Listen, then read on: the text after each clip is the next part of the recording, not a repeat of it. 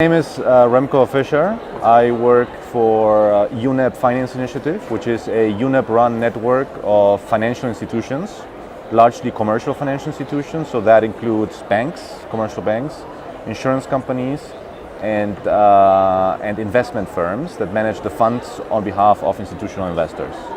This is what we do. And what we do with them is we try to understand what are the roles of the finance sector in sustainable development. And we think that's important because because sustainable development has to do with the way the economy develops today. And at the core of today's economies around the world, we have a market-based economy. So at the core, we have the finance sector. And the finance sector can therefore, through financing, through risk pricing, through engagement of shareholders, have a great influence over economic development in the real economy. So I think the way we frame the challenge at the interface of the finance sector and climate change is that climate change is important to the finance sector, or it should be important to the finance sector, but inversely, the finance sector is also important in us coping with climate change. So the first question is, why is climate change important to the finance sector? And you can categorize that into two answers, which are very simple.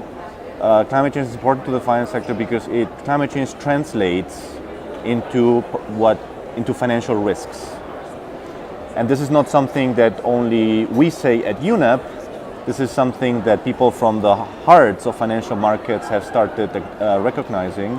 For instance, Mark Carney, the governor of the Bank of England and chairman of the Financial Stability Board himself, has said that climate change could implicate pronounced risks for the finance sector and for financial stability more broadly. So this is one, risks. The second one is opportunity.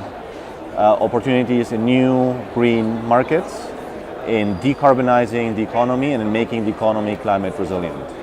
So this is why climate change, I think, is important and interesting, relevant from the perspective of the finance sector.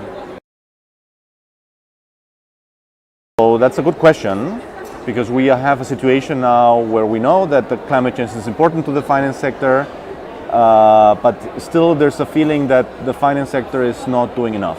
And actually it's true from a certain perspective, and the numbers tell us that.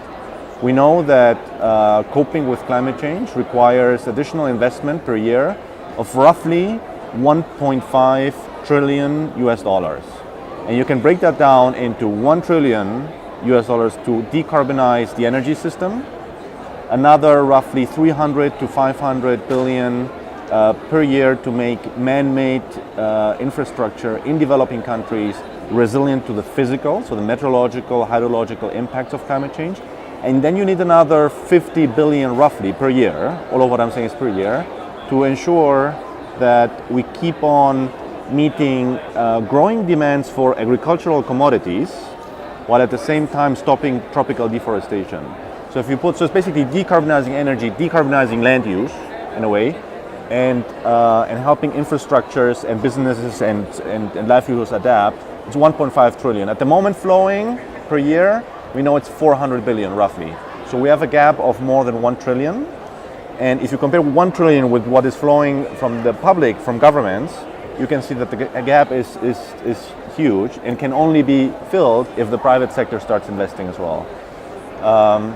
That's only the context. So what are the challenges? That was your question. The challenge is that mobilizing the finance sector, mobilizing private finance sounds easy, but it's very complex.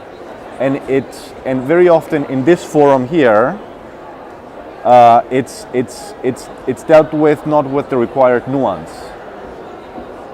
What do I mean when I say nuance? Is that people need to build a financing agenda based on what they want to finance from the bottom up.